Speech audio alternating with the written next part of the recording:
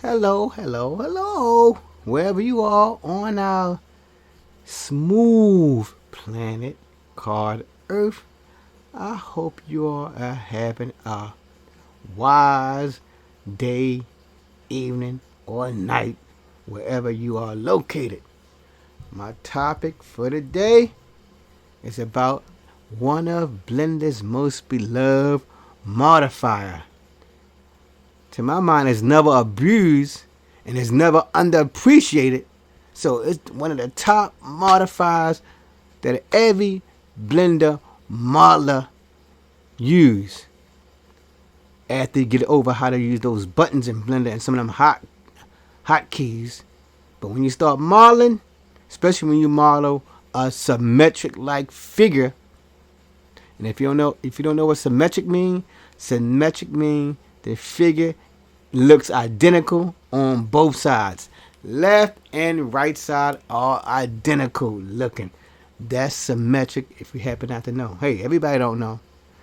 So I discovered over the last several days when I was trying to look at one of my videos in Blender 2.70, the mirror modifier didn't work the way that video had it working in that display video I was working on how to model something.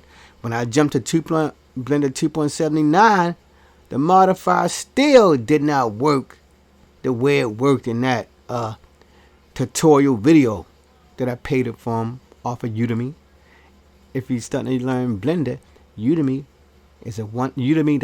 is a wonderful site to go to get material on how to use Blender. But I discovered I got over the error that video was doing. I got over the error by using an empty. Yup.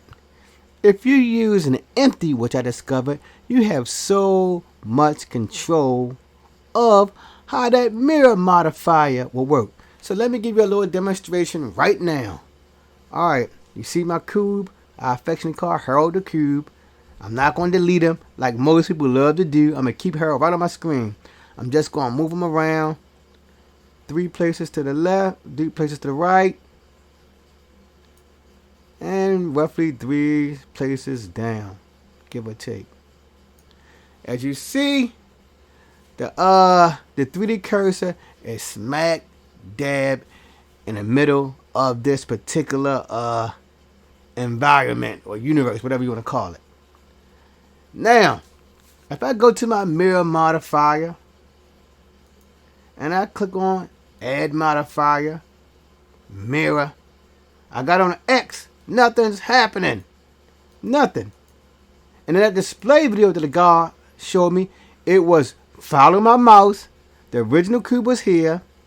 Another cube was up to the top of it. Another cube was in the upper left. And the 4th cube was to the lower left. And he didn't do nothing special. He had his 3D cursor exactly where I have it. The 3D cursor was located at the origin, but it didn't work. Now look what happened when I put an empty right there at the origin. Let me go to add. I can hit add or shift A. Let me go to empty, plain. I just scale it up. I like to do it. Now, let me go back to my modifier. I click on mirror object around my empty. Let me click on X now. And you see what happened? Boom! Right where I wanted it. I go on Y. Boom! Right where I wanted it just by adding that empty. Now let me move my empty around and see how much more additional control I can have. See, when I move that empty around, I can make my 2 objects touch like the mirror modifier usually does.